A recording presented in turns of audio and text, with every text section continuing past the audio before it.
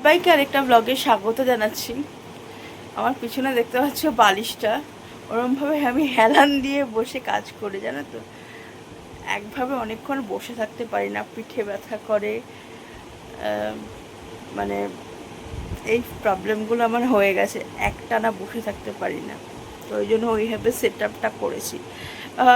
প্রথমে চেয়ারে বসেই করছিলাম, বাট অনেকক্ষণ বসে থাকতে তখন মনে হয় একটু শুয়ে পড়ি, আর তখন একটু অসুবিধা হয়ে যায়। তো যাই হোক, আজকের দিনটা কীভাবে কাটাচ্ছি তোমাদের সাথে সেটাই শেয়ার করব প্রত্যেক দিনের মতো। আশা করি তোমরা সকলে খুব ভালো রয়েছো, আমরাও ভালোই রয়েছি। ফার্স্টে জলমুড়ি নিয়েছি, অলরেডি অনেকটা খাওয়া হয়ে গেছে। এখন আমার জন্য চা করে নিলাম। পায়েলের বাবা চা ব্রেকফাস্ট করে বেরিয়ে গেছে। এখানেও পায়েলের জন্য পায়েলকেও চা দিয়ে দিয়েছি। এখন বৃষ্টি হচ্ছে মুষলধারে, এখন বাইরে বৃষ্টিতে তো জামা কাপড় প্রায় ভিজেই গেছে আজকে, আর রাস্তায় জল জমে নেই।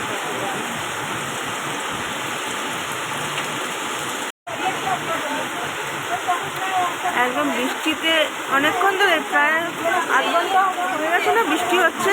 না, মিনিট 10 হয়েছে, তাতেই এখনো জলই ভরে গেছে। ও,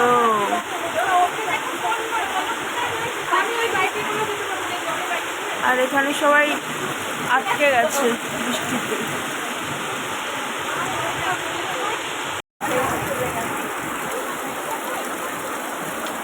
জুতো ভেসে যাচ্ছে, কি অবস্থা। আজকের লাঞ্চ মেনু কি? আজকের লাঞ্চ মেনু হচ্ছে ভাত, ভেন্ডি সেদ্ধ যেটা আমার জন্য, আলু পেঁপের ঝোল, পনির, উচ্ছে কুমড়ো বটি আর চাটনি। এই হচ্ছে আজকের লাঞ্চ মেনু। আর চাটনি তো আমার জন্য হয় না, সুতরাং চাটনি নিয়ে আমার অত নেই। তো আমি যা আমার জন্য হয়েছে সেটা হচ্ছে এটা, এটা আর এটা। এই হচ্ছে আমার জন্য, আর এই ভেন্ডি সেদ্ধ। চলো এখন লাঞ্চ করা যাক। আমার একটু দাঁতের সমস্যা হচ্ছে, সে কারণে একটু ডাক্তারের কাছে গেছিলাম, আর সেটাই হচ্ছে ভিজে পুড়ে গেছি। আর ডাক্তারের কাছে আমি তো ভেবেছি যখন বেরোচ্ছি তখনই গুড়ুম গুড়ুম করছে আর কি, মুখ ডাকছে। আর বাড়ি থেকে নেমেছি, এই বেরিয়েছি, আর ঝমঝম করে বৃষ্টি হচ্ছে, তো একেবারে ভিজে গেছি। তো গিয়ে দেখছি ডাক্তারের খানায় অনেকেই পেশেন্টরা দেখছিল, দেখাতে এসেছে, তারা মানে বৃষ্টির জন্য বাড়িতে যেতে পারছে না।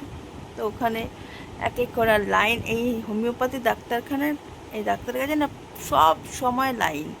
মানে তুমি 1 ঘন্টা হাতে নিয়ে যেতেই হবে, 1 ঘন্টা হচ্ছে সব থেকে কম সময়। মানে